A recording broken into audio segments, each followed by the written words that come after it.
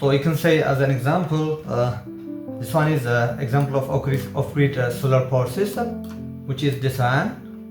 It's a car which has solar panel, which has like a solar battery. We have DC, we have everything we need. So we have lamp, like this kind of thing is off-grid. So you can go wherever you want. It's not grid attached. It's like a car with everything that you need for energy access. This one is the solar power plant, which is an example of on-grid solar power system. This is mainly attached to a grid, so we call this on-grid solar power system.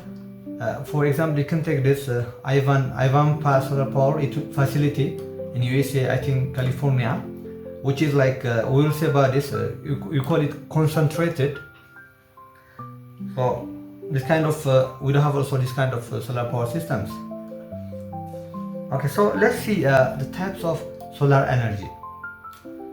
Also, most forms of energy have the sun as their ultimate source.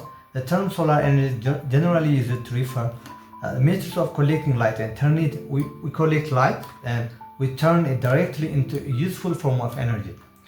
Technologies such as passive solar gain, solar thermal for heating. We will say we have passive solar. This is passive. Take it like we take it as it is for granted. We have solar thermal, we have concentrated solar power, we have solar photovoltaic for electricity. So we will see about this thing in the next 5 or 6 slides, and we will finish regarding the solar energy lesson.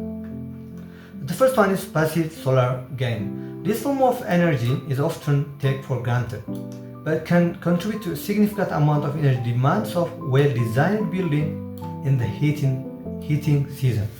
You got this point? Like, we just take it for granted, but if there is a well-designed home or a well-designed building, it could be good, or it could give us enough amount of energy that we need. So sunlight enters a building through windows, right? Warms the inside, enters through the windows, and warms the inside.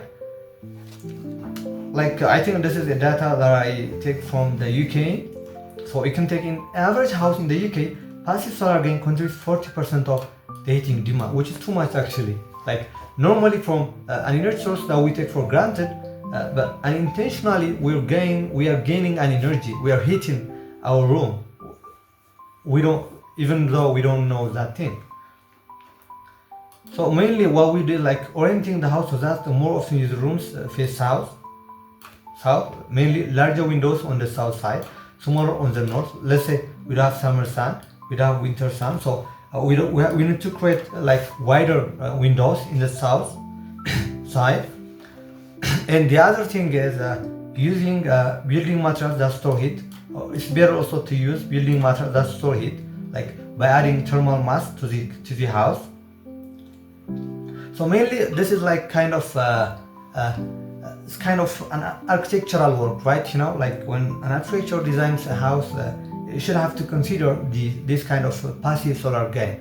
You should have to know in which way, how much energy do we get in this house if we make this kind of design. And the other thing also, you need to consider overshadow each other. Like it shouldn't shadow the one house to the other house.